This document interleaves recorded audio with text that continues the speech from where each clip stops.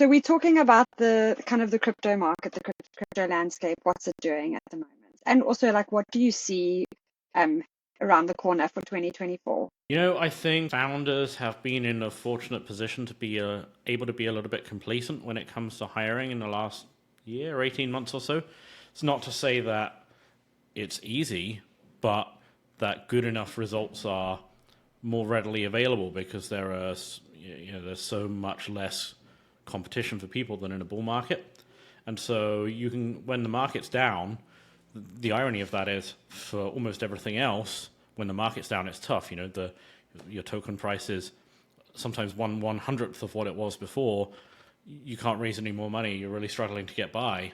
But with hiring, it's the opposite. I mean, if you can afford to hire people, well, it's so much easier to get acceptable results. At least it's still the very top echelon is still difficult, regardless of the market.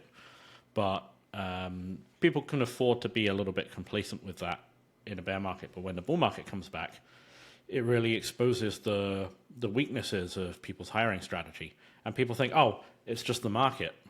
Oh, it's really difficult for me to hire because the market's so hot.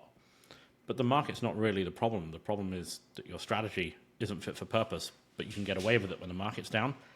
Wouldn't it be better to have a strategy that works regardless of the market? That's how I see it, and that's definitely how I'm seeing things trend for 2024. I'm still a little bit skeptical of why. I was expecting it to take another year or so until the bull market came back, but it's been a few months now and it doesn't seem to be going anywhere. Sentiment's definitely picking up. I'm getting more and more people come back to me saying they're hiring again after a long period of time. We really seem to be heading into tight market conditions again for 2024. Okay, and how do you think that companies should like adapt their hiring to accommodate for these trends? If you look at it as a function of supply and demand, we talk about this, people love to talk about this concept of finding candidates, which really grinds my gears because it's a flawed reasoning, and it's a phrase that people use without thinking. But if you actually sit and think about the ramifications of it, where did that phrase come from? Back in 20, 30 years ago, when there was no internet to speak of, there was no LinkedIn, no social media, it kind of made sense because how did you find candidates? How did you find people you wanted to hire? Well, you couldn't. There was no. Where were they? That was the big question of the day. That's why people hired recruiters. How do we find these candidates? I don't know. Let's get the recruiter to do it. They know what they're doing. But now, anyone can find candidates on the internet. You can do it yourself, or you can go to Fiverr.com and you can hire someone for $2 an hour to go and build you a list. They can find all the candidates in the world. It's not difficult. Even some people who don't like to be found, it's still not that challenging to dig up their details. That's not the bottleneck. And so people think about it in that way. What they don't realize is the real bottleneck is not finding the candidates. It's engaging the candidates. It's getting their attention. And in a world where they're difficult to find, they're relatively easy to engage. And for the longest time, people have always been talking about, oh, the internet is going to get rid of recruitment companies and job boards. At first it was job boards. Everyone was obsessed with. Do you remember Monster.com and jobs? That people thought those things were going to change recruiting forever, which is crazy when you think about it now. Because they were only looking at the first order effect, which was, now LinkedIn means we can reach these people easily. Job boards means, anyone in the world can see our job adverts. But the second order effect is no one cares about your job adverts. And the second order effect of LinkedIn is nobody wants to listen to you anymore because all the other recruiters are also messaging them every day. Whereas 15 years ago, even when I started in recruiting, which was, you could say, the transition point between the industrial and the information age, if I called somebody up and said I'm a headhunter, they would 9 times out of 10, they would say, wow, I'm so flattered. I've never been headhunted before. Tell me more. But they don't say that anymore because they get hit up multiple times a day. So now the challenge is getting their attention, and the things that people normally do to recruit make it more and more difficult to get attention. In a bear market, that you can get away with that. You don't notice the flaws of it so much because there's a supply and demand imbalance. There's much more supply of people for most job functions than there is demand. In a bull market, it's exactly the opposite. The supply is extremely short and the demand is extremely high. No one's listening to you. So if you use the same approach of finding candidates that you do when the market's down, and you get some results from it, you're not going to be getting results from that anymore in a bull market. You're going to be very frustrated. I think in any market environment, you have two options. You can either be a victim of the mechanics of the market. Oh, well, the supply's down, so I guess I'm screwed, or do what everyone else does. Or you can make the market work in your favor, and that's what creating candidates is all about. So let's say, I don't know, I'm just going to invent some numbers out of thin air. Let's say in a bear market, there are 10 openings for a particular job function, and there are, let's say, 12 candidates who are qualified. So there's going to be most of those people, two of those people, unfortunately, are going to miss out on one of those openings. They're going to have to go and do something else. But there are more people than there are openings, so you'll find it relatively easy to recruit. In a bull market scenario, at the real peak of the market, maybe there are 100 openings, but there are only 5 people, let's say. So now, either you've got to do one of two things. You can either throw your toys out of the pram and say, okay, I guess I can't hire anybody. You can dramatically compromise on what you want in order to, you can't hire one of those 5 people, so you're going to have to find somebody from somewhere totally different and train them up. Or you can go around the market completely, and that's what I mean by creating candidates, because there are those 5 people. Those are the people who are already candidates. They're on the market, or they're open to listening. They take the recruiter calls, they apply for jobs. Everyone else is trying to hire those same 5 people, so what chance do you have? But what people forget is there are, for those 5 people who are candidates, there's another 100, let's say, who they're doing the work. They're the right kind of people you want to hire, but they're not candidates yet because they're not listening. But if you engage with them in the right way and have the right kind of conversation with them, you will be able to convert some of those people into candidates. And the way that happens is, let's say, for example, when we're doing recruiting outreach, we don't talk about the job, we don't pitch jobs, we don't say, hey, come and listen to our amazing opportunity. That's not the conversation we have at all. We say, let's have a conversation about your career.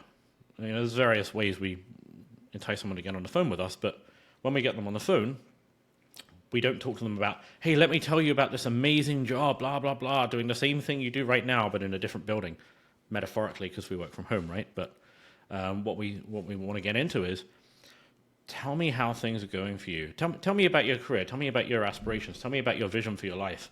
And what you find is, actually, the better somebody is, generally speaking, the better somebody is at what they do, the more effective this is. Because the thing about people who are exceptional at their work is they're so focused on doing their job and getting results that they never take the time to sit back and think, actually, how are things going for me? Am I getting what I want out of this? Am I going where I want to go? And so if you give them the time and space to do that, they can find it an enlightening experience. It's cathartic just to have that conversation in its own right for them. And so we want to understand what's their vision, what's the upside case for where they want to go. Then we want to really dig into what's wrong now. And on the surface level, oftentimes there might be nothing wrong. But sometimes when you dig and you really get into something, someone can have this light bulb moment when they think, I've never thought of it that way. And they can realize there's something wrong with either the team that they're at or the trajectory that they're on, that some moment occurs where they realize either I need to make a change now, or this direction that I'm going in is never actually going to take me to where I want to be. And when you lead them to that realization of, I never thought about it that way, or, yeah, I guess I need to make a change, or, yeah, I need to consider that. In that moment, you have created a candidate because they weren't listening before. Now they're open to listening. And because you're the one who's created a candidate, you now have a very clear picture of what's wrong, where do they want to go, and you will know the question you need to ask at that point is, can we live in the gaps? Can your team and project and opportunity take them from where they are now to where they want to be? Wow, sure, that's super, super interesting. We've heard you kind of talk about creating candidates and finding candidates. Is that what you mean about like having to actually create these candidates and engage with them? Yeah. There's a very significant component of that. Yeah, so I'd say creating candidates is not about looking in different industries. Certainly, that can be an option from time to time, but it's about mining more of what we have already that's that's most immediately relevant. So it's about converting people who are the right people that we want to hire, but they're not candidates right now because they're not listening to us and they're not looking for a job. It's about having the right kind of conversations with them in order to unlock something in their mind that says, I need to make a change now. It's like if you have a background in professional sales, you'll know that in any kind of larger deal, there's really two things that need to happen. It's not just, hey, which company do we buy from? That's almost the least important thing in the entire sales process. The most important thing is creating a case for change and getting the people in the organization to agree that there is a need for change. Once they have the need to change, it's almost that is the most important thing of any big enterprise buying project. It's not which competitor do we use, and it's the same thing with creating candidates. It's the thing. It's not, hey, we need to sell this person on our company. It's, we need to sell this person on why they need to change. And oftentimes, maybe you get into the conversation, you realize this person doesn't need to change. Everything is actually great. The right thing is for them to stay where they are. But oftentimes, more often than you think, there's something actually quite wrong with either their current role or the trajectory of where they're going in their career and life. And they haven't realized it because they're too busy doing their job and being excellent to put themselves first. So the other interesting thing about this is it's kind of self-selecting, because when you approach things this way, the law of averages will bring you into contact with much higher caliber of candidate, because they're the people that don't tend to jump ship when things get slightly hard. The people that are hitting up the job boards, again, I generalize, you can find great people on job boards, but they're the people who they'll look for a new job every time something doesn't go their way. I mean, if you hire those people, what do you think they're going to do when things go tough for you? You want to hire the people who their instinct is to double down and get things done. And then it takes, conversely, more effort for us to get them interested in making a move. And you're going to come into a lot more people like that when you take the creating candidate methodology. Similarly, you're going to create unique candidates that are insulated from the competitive pressures of the market, because they're not talking to anybody else. Once you get them to that point of saying, I never thought about it that way, maybe I should take a look at this. And we realize that actually we have a great fit for them, that this opportunity does take them from where they are now to their ideal future state. We can put them into the interview process. No one else is talking to them. No one else is interviewing them. The choice is not which of these 6 offers do I accept. It's, do I join these guys or do I stay where I am? And that still requires us to capitalize on the opportunity and move quickly, because in my experience, once that switch flips in someone's head and they start thinking about, maybe I should make a move, you've got on average about 3 weeks before they start listening to all the other recruiters sending them messages and browsing the job boards and things like that. But in that 3-week window, we run through the entire recruitment process. It's a much higher odds situation, and our offer acceptance rate is well over 90%, almost 100%, even in a hot market. And this is one of the primary reasons why, because it's not about trying to beat the 6 other offers. It's about not contending with them in the first place. That's such an amazing way to look at it, really. Wow. Wow. Can you tell me a little bit about your process? How do you have that success rate? So I'd say the linchpin of it is this candidate creation methodology. So there's a lot of foundational work that needs to be done to get this right. And I find one of the biggest mistakes people make when they're hiring is they go straight to the action part. Oh, we're hiring. Let's write up a job. Oh, it's kind of like a thing they have to tick off on the checklist. Oh yeah, let's write up a job description. Let's get that done. And what are they doing? They say, oh well, we need a software engineer. They need to be good in these languages. They need, I don't know, let's just say, call it 3 to 5 years experience. I don't know where people get these numbers from. When it says 3 to 5 years experience or 4 to 7 years, where does that come from? And the irony of that is, if you really think about it, it's selecting for mediocrity by design, because what makes somebody really great at what they do is their ability to accomplish more than somebody else, but with less experience. So if you think, oh, well, we need someone with 4 to 7 years experience. What if you have someone with 2 years experience, but they're more capable than the other person you're looking at with 7? That means they're actually much, much better at what they do. What is that person's trajectory compared to the person who's got 7 years experience but isn't any better? And if you're a startup, that's even more important, because you continually need people to be doing more and having a higher trajectory personally. So it's very, very damaging. So rather than looking at things in terms of experience, we look at things in terms of objectives and performance outcomes. Before we do anything, we want to know exactly what is the desired outcome of hiring this person. What do we want them to tangibly achieve within the team? And the more specific and quantifiable we can be about that, the better. And the more accurate we'll be able to be in who we hire and how we direct them. So once we've understood the objectives, we then want to reverse engineer that into process and workflow. So okay, let's say the objective is to has something to do with an upcoming product release. Okay, so we understand the product release objective, what needs to be built and by when. Then what does that process look like? The more specific we can be about the process that you need to follow to achieve the end goal, the more accurate we can be in selection.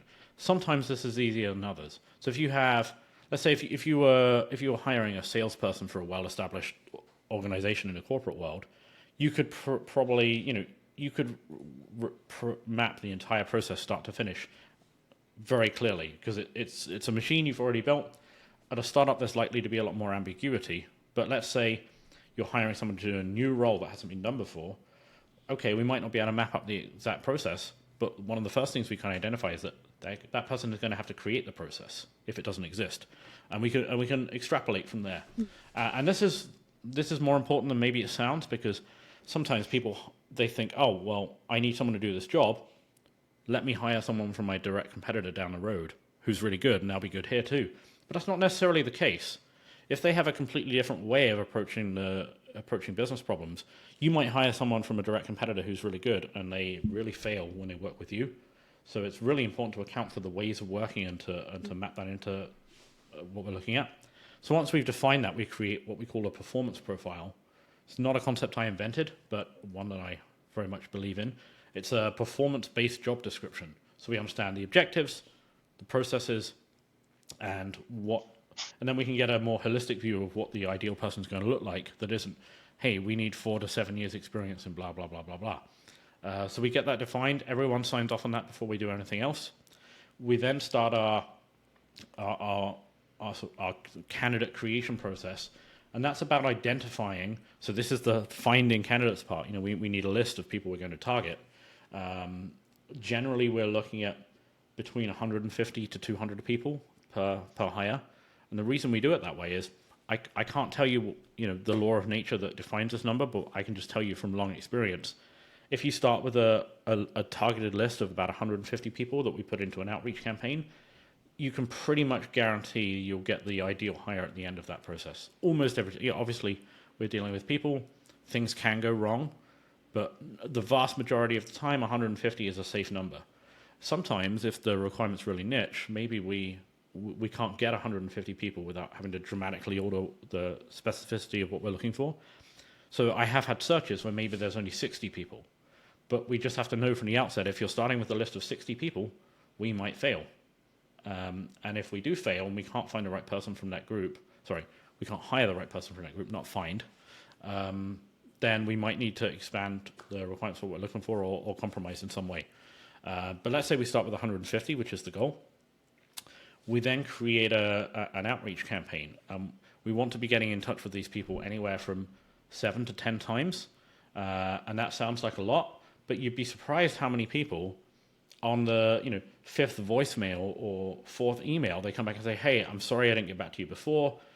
Let's talk about this. And we want to structure that campaign in one of 2 ways.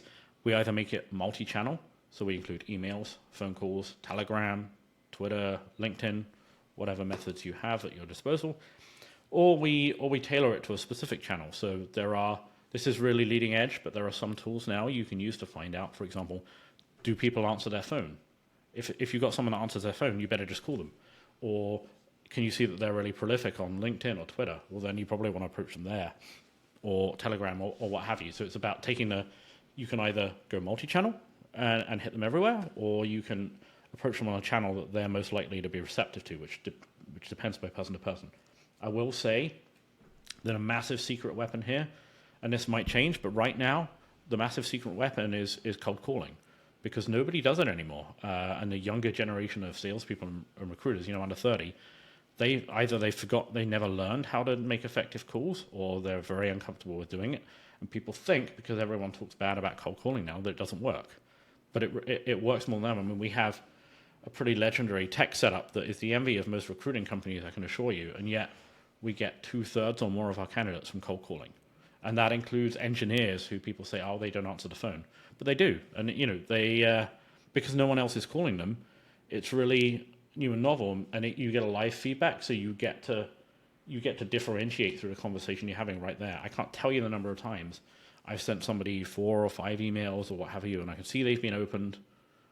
I call them up, they instantly answer the phone, we get into a conversation, they don't even remember receiving the emails. It happens all the time. So if you ask me this in 3 years, maybe the meta has shifted and everyone's making calls again, and so this changes. But for right now, if you're willing to do the things that other people won't do, you'll get results that other people can't get. It's pretty phenomenal. So we construct that whole outreach process.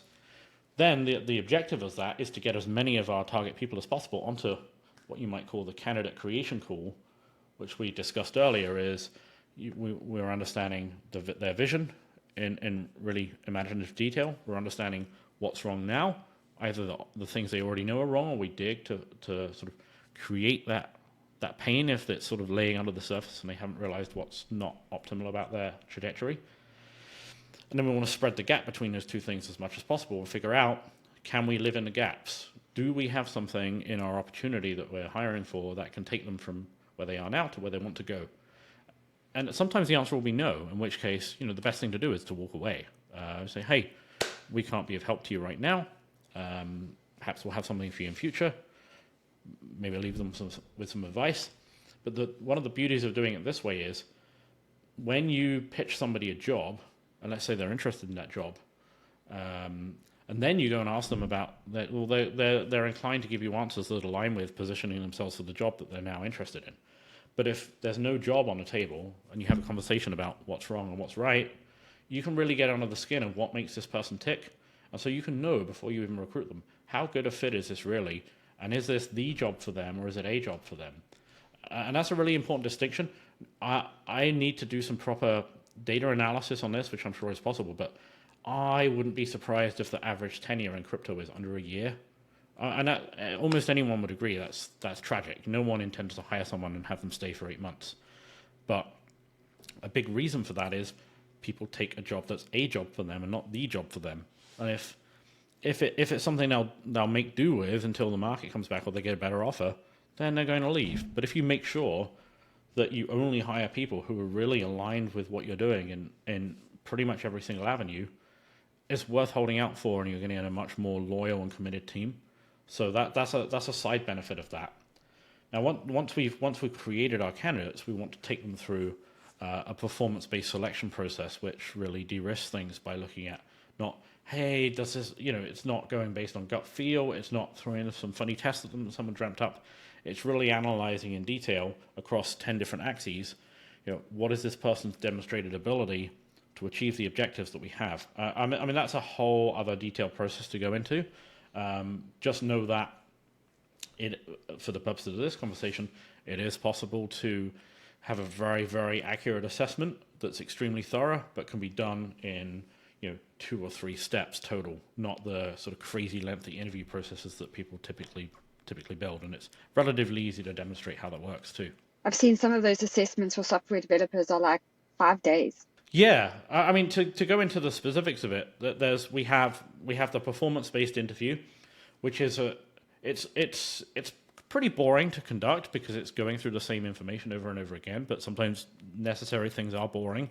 But that meeting normally takes 2 to 3 hours. But that is the interview. It's not, hey, let's get 5 different meetings in the calendar. It's going through that person's career history and accomplishments in a structured way that we then pull certain information out of later. So we do that.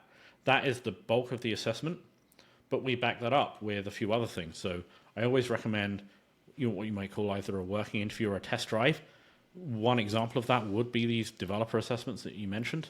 But there are various ways to do it, right? I'm generally not a fan of live coding assessments because I think they tend to, if it's not part of the job to figure out a creative solution, some algorithm under pressure of time, why would you evaluate someone for the job that way? But sometimes, depending on how much public code someone has available, we don't even need to do any kind of new assessment because their code is all available for us to look at and we go through it with them. You can give a take-home assignment as well. That always works well. If there might be some edge case where it needs to take 5 days. If that's the case, I'd recommend paying for it because who wants to commit that time for no reward? But usually it can be much more condensed than that. If it's a non-technical position, we might create a scenario which mirrors their actual on-the-job work that they need to do. And so the working interview is not the test in itself. It's a piece of evidence that we use to collaborate with what we discovered in a performance-based interview too. Then we can also couple that up with references. People think, what's the point in doing references? People just tell me what they want to hear. And yeah, if you do them in a normal way, that's generally true. Who's going to give a reference that's going to say bad things about them? I have had that happen, but it is rare. But what we want to do is we want to get those references on a phone call, and we want to really dig. So if you say, what do you think of Dave? They say, yeah, Dave's great. I like Dave. Dave, let me tell you the good things about Dave. But if you say something to them like, you get them talking about the positives, say, hey, listen, just as there are no perfect companies, there are no perfect people either. What do you think Dave could have stood to do better? Almost everyone's going to give you an honest answer to that question. And then you'll think, well, actually, so if there is a downside, you're going to start teasing it out and you're going to get and again, none of these pieces of evidence is conclusive in itself. What we want is the picture from the performance-based interview. We want to correlate that with what we see in a working interview.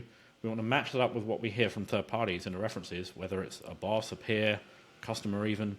And then we look at the entire picture. So what does the collection of evidence tell us about this person's ability and commitment?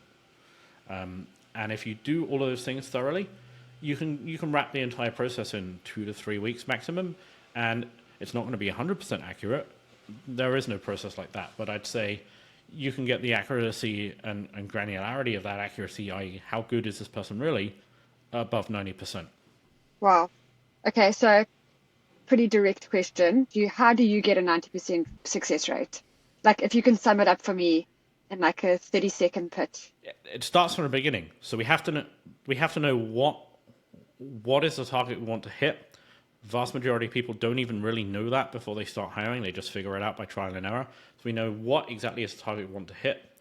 We stack the odds in our favor with the candidate creation methodology because overwhelmingly the selection of people we're going to talk to is going to be of much higher caliber than if you go the finding candidates route and advertising and all the things that people normally do. So you're already going to be in touch with the people who are likely to be top of the market because they're the people that respond to that approach. And then we back it up with a very comprehensive performance-based hiring methodology. If you stack all of those things together, it's a lot harder to go wrong. Then, okay, I've got 2 more questions for you. This one is, we did kind of touch on it earlier, is what are your predictions for hiring in 2024? Assuming the current trends continue, it's going to get much harder. The supply will dry up. Comp demands are going to start increasing again. If you rely on the available candidates in the market, more and more they're going to be not fit for purpose for what you need. When you do get somebody really good, you're going to be dealing with multiple competitive offers. Some people, unfortunately, will end up with having their critical roles unfilled for months at a time, just as it was in 2021 and early 22. And even after you go through this whole cycle, the headhunters are going to be relentlessly coming after your team every day and trying to recruit them somewhere else. So it's going to be a cutthroat environment for sure. Wow, that sounds exciting. Sounds like you want to be in the crypto industry in 2024. I guess exciting is one way to put it. It's exciting for me, but I'm weird. That's why I do what I do. Okay, this wasn't a question that we were going to come to, but it just popped into my mind where you were talking. Could you tell me a little bit about the impacts that AI has had in the crypto industry and specifically in recruiting in the crypto industry, if it's had any impact? My perspective on this is whenever everyone is hyped about something, it's something not to be hyped about, and vice versa. You usually can't go wrong by doing the opposite of what everyone else is doing. And you can already see, if you spend enough time with these AI tools, you go on LinkedIn, you can see all these posts that people write using ChatGPT or whatever. Are they engaging? Are they interesting? No. And there was that guy who he went viral for putting on Twitter about how they use ChatGPT to basically steal someone else's sitemap and outdo all their articles and create something like 1,800 articles instantly and then publish them to parasite off their SEO. And he was very proud of this, but of course Google then saw that and then deranked the hell out of his site, and everyone hated the guy quite rightly because he just stole someone else's work. And people think, oh, I can use ChatGPT to write all my emails, and then I can do all these great things, and I can get in touch with all these people at scale. Brilliant. But they're, again, just like we were talking about with the finding and creating candidates, they don't account for the second order effects of that, because if everyone is sending out ChatGPT generated emails, then no one's going to respond to them because they all look the same. It's like when I said earlier about cold calls being such a powerful secret weapon for recruiting now. Well, with cold email, I've never had more effort and focus put on my emails. For example, we hyper segmented groups, everything very customized to the person, but the response rates have never been lower. 7 years ago, in particular, you could throw together an automated email sequence and just press go, and you'd get good reply rates because it was so rare. And people say, wow, you're persistent. You've emailed me 4 or 5 times. Maybe I should talk to you now. Nobody responds to that anymore by itself because they know they're automated and they're getting the same automated emails from everybody else. So the channel has just become so noisy that there's any benefit that might have been created by using these AI tools to customize emails is gone by virtue of the fact that everyone is using them. And cold calls, you can't automate those. So when you get someone on the phone, I mean, it's more effort, but you get better response. And I think the way people use AI and think about AI can be wrong-headed because they look at it as an easy button, as a shortcut.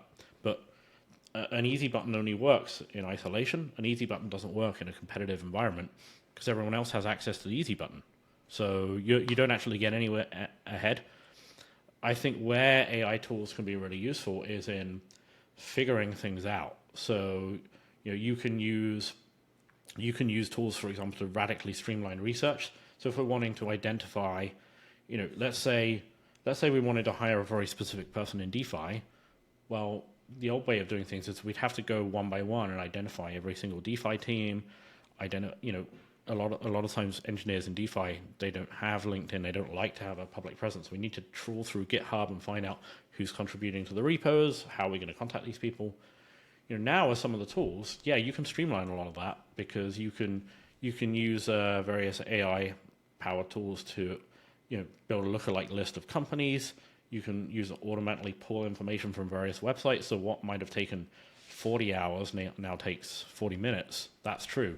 But I think the real power of AI, at least for right now, is in research and definition and scoping and idea generation, not in actually contacting people. And I think the value of it is quite overstated for now. That might change in the future, but I think as it stands, there's still no substitute for smart strategy and work ethic and persuasive communication. And human connection. Exactly.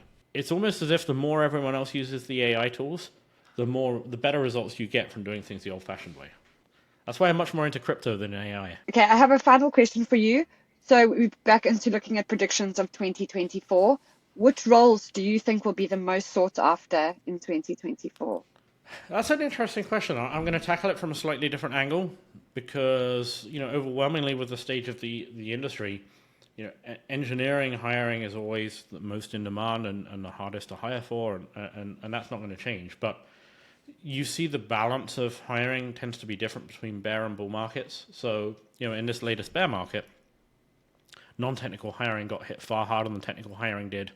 Marketing hiring, most of all, there's been so many people who are really great marketers who've had to leave the industry because there's just been almost no opportunities.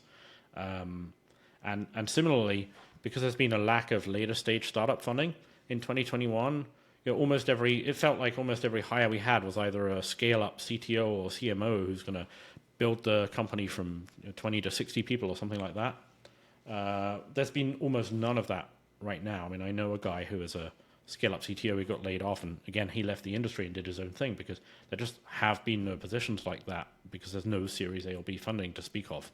There are no scale-ups, with very limited exceptions. So I see as the market comes back, all these types of hiring is going to come back as well. So it's not that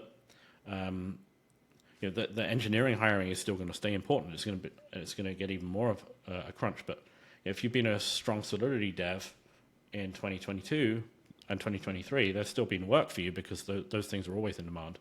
But I think we're going to see, and we are starting to see, a huge resurgence in marketing hiring, in business development hiring, in everything non-technical. I think if I had a crystal ball, I'd say probably the last thing to come back as the market keeps improving will be those senior leadership positions for scale-ups, because when the Series A funding starts coming back, that demand is going to go with it. Because I say one of the biggest things of the bear market has been overwhelmingly the hiring has been happening at very early stage teams, seed, pre-seed, very lean teams, not much call for leadership and scaling teams and things like that.